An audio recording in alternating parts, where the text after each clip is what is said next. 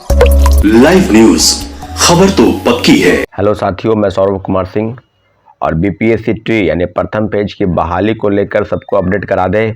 कई ऐसे साथी हैं जो ये चाहते हैं कि वो पिटिशनर बने और कोर्ट के संबंध में जो रिगार्डिंग जो पिटिशन फाइल हो रहा है माननीय उच्च न्यायालय में, उसके लिए कल यानी 9 तारीख, कल नहीं परसों 9 तारीख को 9 जनवरी 2023 गांधी मैदान गांधी मूर्ति के पास जो 5 जनवरी को बैठक बुलाई गई थी, वैसे ही बैठक 9 जनवरी को बुलाई जा रही है।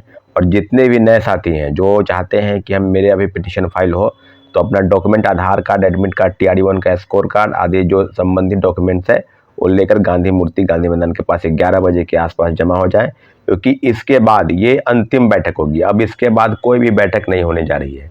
जितने भी साथी मेरी बातों को सुन रहे हैं या दूसरे प्रदेश के हैं, क्योंकि 2 दिन 3 दिन का समय है, 7, 8, 9 को बैठक है, तो सभी लोगों से आग्रह है कि अगर आप चाहते हैं, क्योंकि इसके बाद अब कोई बैठक नहीं होगी, अब कोर्ट के अंतिम प्रक्रिया में हम लोग हैं, सिग्नेचर कराकर वकालतनामा पर, और हम लोग जो है प्रक्रिया में बन जाएंगे। और जो पहले पिटिशनर बने हैं वे अगर चाहते हैं इस बैठक में आना, तो वो भी इस बैठक में आ सकते हैं, क्योंकि अब प्रक्रिया के अंतिम स्वरूप में है हम लोग।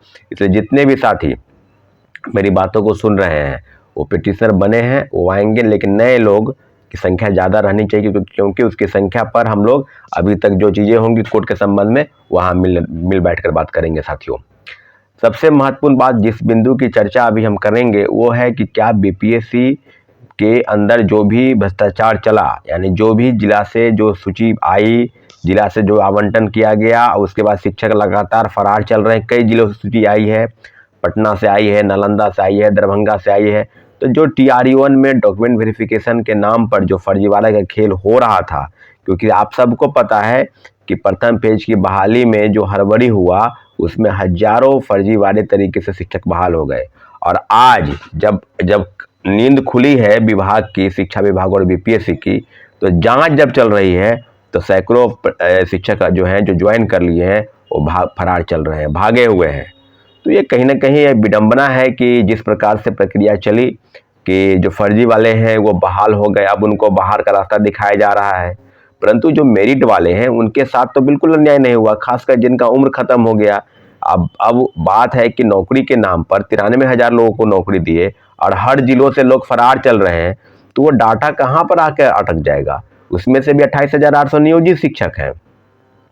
तो जो मंशा है सरकार का वो नियुक्ति प्रक्रिया कराने का, उसमें शिक्षा विभाग और बीपीएससी की बहुत बड़ी लापरवाही चूक हुई, जिसके कारण इस तरह की चीज़ें सामने आ रही है। और कई जिलों से, मुझे लगता है कि हर जिला से कुछ न कुछ सूचना रोज आ रही है कि कहीं 150 शिक्षक फरार चल रहे हैं, कहीं इतने पकड़े जा रहे हैं, कई के पास सीटेट की फर्जी प्रमाण पत्र है, STET, सीटेट, कंप्यूटर साइंस के, खास कंप्यूटर साइंस में तो हद है भाई, 50% लोग फर्जी हैं कंप्यूटर साइंस के।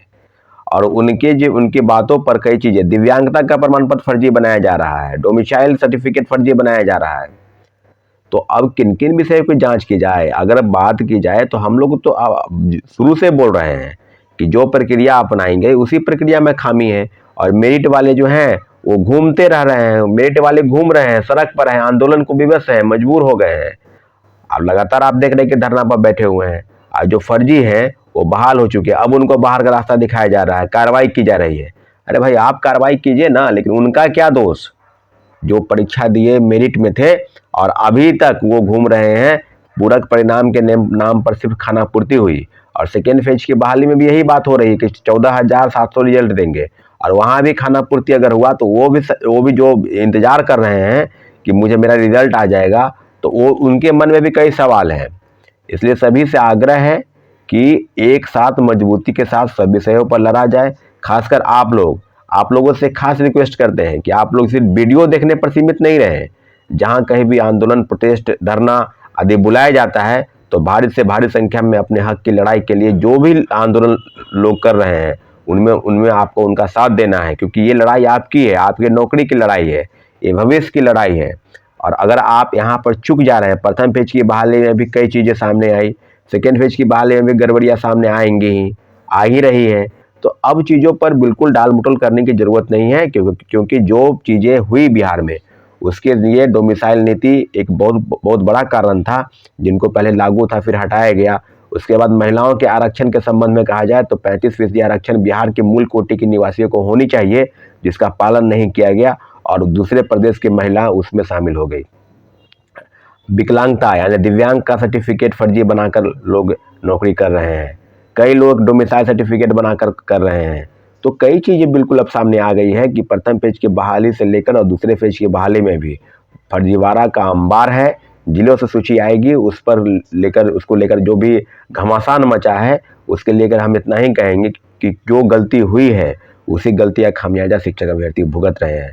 इसके साथियों, कोर्ट केस की तैयारी के संदर्भ में 9 जनवरी को एक महत्वपूर्ण बैठक बुलाई गई है गांधी मैदान गांधी मूर्ति के पास। उस दिन सभी को आना है, जो पिटिशनर बने हैं उनको आना है, और जो पिटिशनर नहीं बने हैं, खासकर जो नहीं बने हैं उनके लिए काफ़ी महत्वपूर्ण है, क्योंकि जो चीज़ें हम जो पिटिशनर बन चुके हैं उनके लिए हमें अलग से 1-2 दिन का समय देंगे, लेकिन जो नए पिटिशनर बने हैं, जो बनना चाहते हैं, वो अपना पूरा डॉक्यूमेंट लेकर 9 जनवरी के दिन आ जाएं, क्योंकि अब ये अंतिम बैठक है, इसके बाद अब बैठक नहीं होगा।